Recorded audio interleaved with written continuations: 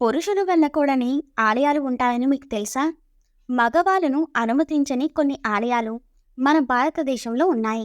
ఇలాంటి ఆలయాలు అక్కడక్కడ కనిపిస్తాయి. అక్కడ కేవలం ఆడవాళ్లకు మాత్రమే ప్రవేశం ఉంటుంది. మగవాళ్లకు ప్రవేశం ఉండదు. గుడిలోకి మగవాళ్ళు రాకుండా ఉండేందుకై అక్కడ కాపలాదారులు పహారా కాస్తుంటారు. ఇంతకీ ఆ ఆలయాలు ఏంటో తెలుసుకుందాం. మొదటిది బ్రహ్మదేవునికి ఆలయాలు అరుదు. అలాంటి ఆలయాలలో ఒకటి రాజస్థాన్లోని పుష్కర్లో కలదు. బ్రహ్మదేవుడు మగవాడు అయినప్పటికీ ఈ ఆలయంలో మగవాళ్లకు ప్రవేశం లేదు. కారణం, బ్రహ్మ యజ్ఞం చేయాలనుకుని నిశ్చయించుకున్నప్పుడు సరస్వతీదేవి అతని పక్క ఉండదు. బ్రహ్మ గాయత్రి అనే మహిళను పెళ్లి చేసుకుని యజ్ఞాన్ని పూర్తి చేస్తాడు. తీరా తిరిగొచ్చాక సరస్వతి విషయం తెలుసుకుని శపిస్తుంది.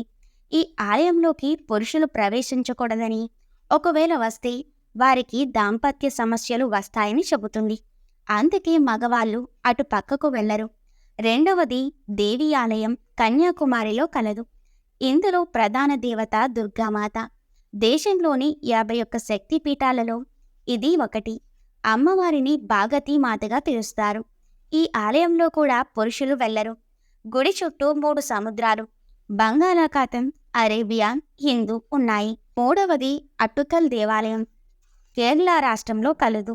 గుడిలో పార్వతీదేవి కొలువై ఉంటుంది. ప్రతి ఏటా నిర్వహించే ఉత్సవాలకు, ఊరేగింపులకు కేవలం మహిళలు మాత్రమే వెళ్తారు. ఒక మగవాడు కూడా అటువైపు వెళ్లరు.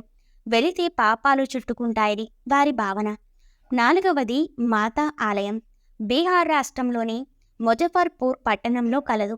అమ్మవారికి ఏటా కొన్ని ప్రత్యేక రోజులలో పూజలు నిర్వహిస్తారు. ఆ సమయంలో కేవలం ఆడవారిని మాత్రమే గుడిలోనికి అనుమతిస్తారు. మగవారిని అనుమతించరు.